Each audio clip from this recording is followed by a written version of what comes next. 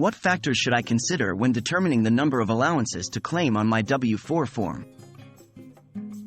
Welcome to our video on understanding the W4 form. Today, we'll be discussing a topic that often confuses many taxpayers: how to determine the number of allowances to claim on your W4 form. The number of allowances you claim can have a significant impact on your paycheck and your tax refund, so it's important to get it right.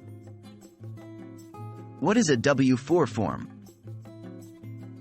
To start off, let's clarify what a W4 form is.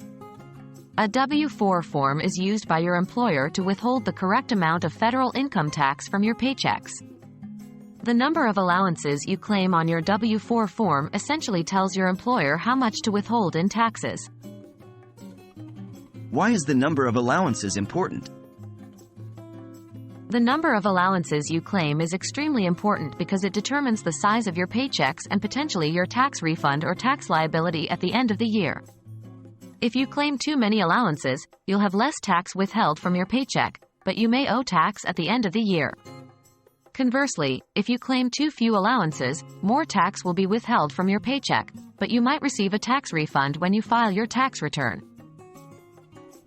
Factors to consider when choosing the number of allowances. There are several factors you need to consider when determining the number of allowances to claim. These include marital status. Your marital status plays a significant role in determining your allowances. If you're married and filing jointly, you and your spouse will typically claim allowances on only one W4. Dependents. The number of dependents you have is another key factor. Generally, you can claim an allowance for each dependent. Multiple jobs. If you have more than one job or your spouse works, you may need to adjust your allowances.